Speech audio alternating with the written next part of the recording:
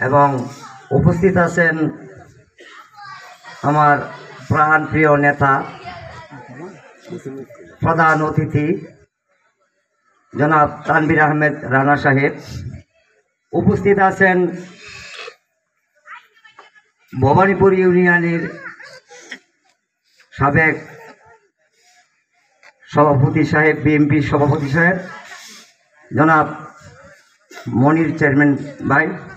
উপস্থিত আছেন আসিম ইউনিয়ন সাবেক সভাপতি হান্নান ভাই। উপস্থিত আছেন অত্র ইউনিয়নের বিভিন্ন জায়গা থেকে আগত সকলের প্রতি আমার ইসলামিক সালাম, আসসালামু আলাইকুম। প্রিয় সংগ্রামী সাথী ও বন্ধুরা, তো এখানে বক্তব্য দেওয়ার মতন আসলে কিছু নাই। এই ফ্যামিলি সম্পর্কে আপনারা সবাই অবগত। রঘুনাথপুরের প্রত্যেকটি মানুষ আপনারা সবাই জানেন। এই ফ্যামিলির দ্বারা আমাদের রঘুনাথপুরের, যদি ফুলবাড়িয়া থানার রঘুনাথপুর গ্রামে যদি কোনো উন্নয়নমূলক কর্মকাণ্ড হয়ে থাকে, আমাদের প্রাণপ্রিয় নেতা মরহুম ইঞ্জিনিয়ার শামসুদ্দিন আহমেদের হাত দ্বারাই হয়েছে। প্রিয় সংগ্রামী সাথী ও বন্ধুগণ, আমি আজকে আপনাদের কাছ থেকে কয়েকটি প্রশ্নের জবাব নিব। প্রথম 1 নম্বর জবাব হলো, আপনারা কেউ কি অস্বীকার করতে পারবেন যে এলুঙ্গি নামের যে ব্রিজটা, যেখানে দৈনিক শত না হাজার হাজার মানুষ লঙ্গি পরে, 2টি লঙ্গি লাগতো নদী পার হইতে, ওই ব্রিজটা কে করেছে আপনারা তো সবাই জানেন। কে করেছে আপনারা একটু উচ্চ কণ্ঠে বলেন, কে করেছে? প্রিয় সংগ্রামী সাথী ও বন্ধুগণ, আজকে যে স্কুলের সম্মুখে আমরা উপস্থিত হয়েছি, এই স্কুলের যে দুতলার কাজটি কিভাবে হয়েছে এটাও আপনারা জানেন। এই স্কুলের একটি কাজ নিয়ে যখন আমার প্রাণ প্রিয় নেতা ইঞ্জিনিয়ার শামসুদ্দিন আহমেদ সাহেবের কাছে আমরা গেলাম, ওনা বলছে যে তোমাদের তো এত লোক আসতে হইতো না, একজন লোক আসলে আমরা এটা করে দিতাম, আমি করে দিতাম। আমরা যাওয়ার সাথে সাথে ওটা একটা সিল মেরে এবং একটি সই করে ওই যারা কর্তৃপক্ষ ছিল ওনাদেরকে ঢাকা পাঠাইছে। আল্লাহর অশেষ রহমত, ওনার দ্বারা স্কুলটা হয়েছে। ইতিপূর্বে আমার শ্রদ্ধেয় মামা আব্দুল হাই সাহেব যে বক্তব্য দিয়েছেন, ওনার যে স্কুলটি উনাই করে দিয়েছেন পূর্ণাঙ্গভাবে। সংগ্রামী সাথী ও বন্ধুগণ, আজকে দুঃখের সাথে বলতে হয় একটি কথা, যখন তানভীর আহমেদ রানা সাহেব নির্বাচনী প্রস্তুত নিয়ে দেশে আসলো, এই প্রথম প্রচার সাথে আমি অনেকের সাথে অনেক কিছু বলছি। প্রিয় ভাইয়েরা, হয়তো আমি একটি পুরাণ ইতিহাস বলি সংক্ষিপ্ত সময়। যখন শাহাবুদ্দিন মৌলভী সাহেব নির্বাচন করল, আপনারা সকলে ভোট দিয়ে ওনাকে জয়যুক্ত করলেন। আপনারা কি কেউ বলতে পারবেন যে ইঞ্জিনিয়ার শামসুদ্দিন আহমেদ সাহেব, ওনার বাবা যে একজন উপজেলার চেয়ারম্যান হলো, ওই প্রেক্ষাপটে কোনো জিনিসের লোভ লালসা বা ওইরকম কিছু করছিল, এরকম কেউ প্রমাণ দিতে পারবেন? প্রিয় সংগ্রামী সাথী ও বন্ধুরা, আমি আরেকটি কথা বলতে চাই।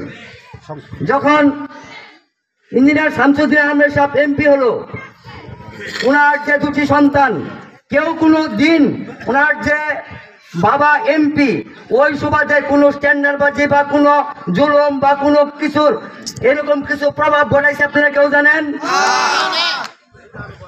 তাহলে এর থেকে প্রমাণ করে যে ওনারা আসলে একজন ভালো মানুষ, ভালো মানুষের সুযোগ্য সন্তান।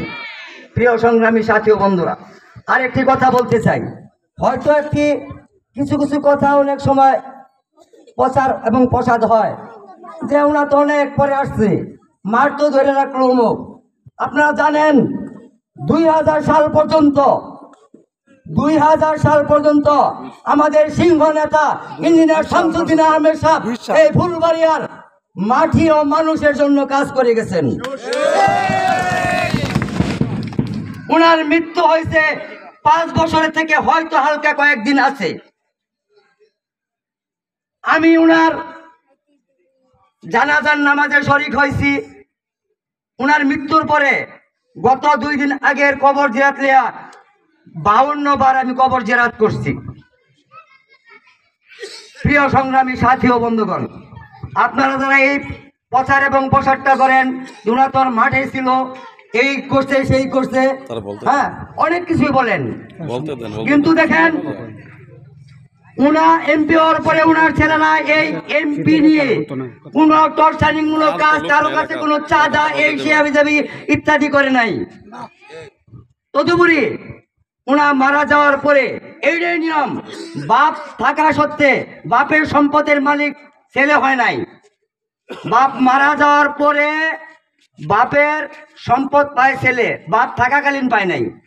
উনা মারা যাওয়ার পরে আমাদের প্রাণপ্রিয় নেতা এই ফুলবাড়িয়ার সিংহ পুরুষ, আমরা যার কাছে উন্নয়নের আশা করতে পারি, যে বালুময়ের মানুষটির জন্য উনি ইঞ্জিনিয়ার শামসুদ্দিন আহমেদের সুযোগ্য সন্তান। প্রিয় সংগ্রামী সাথী ও বন্ধুগণ, আমি আজকে রঘুনাথপুরের পক্ষ থেকে একটি কথা বলতে চাই। উনার কাজের পরে যে কাজগুলি অসমাপ্তি রয়ে গেছে, আমার মনে হয় না যে এই ফ্যামিলি ছাড়া আর কেউ করবে। প্রিয় সংগ্রামী সাথী ও বন্ধুগণ, রঘুনাথপুরের যে কয়টি কাঁচা রাস্তা, রঘুনাথপুর বাজার থেকে দুগাঙ্গার ব্রিজ, এই রাস্তাটি যদি আল্লাহ আপনাকে এমপি জয়যুক্ত করায়, আমাদের সকলের চেষ্টায় আপনার কাছে আমার সবিনয় অনুরোধ রইল, আপনার দ্বারা যেন আমরা এই উপকারটুকু পাই। এবং আমাদের এই রঘুনাথপুরের মাটিতে অনেক শিক্ষিত ছেলে বেকার সমস্যা ভুগছে, তাদের জন্য কর্মসংস্থানের একটা ব্যবস্থা হয়। এই বলে আমার সংক্ষিপ্ত বক্তব্য আমি এখানে শেষ করছি। শহীদ জিয়া অমর হোক, খালেদা জিয়া ধন্যবাদ, তার অঙ্কের অহংকার তারেক রহমান জিন্দাবাদ। সকলকে ধন্যবাদ। আসসালামু আলাইকুম।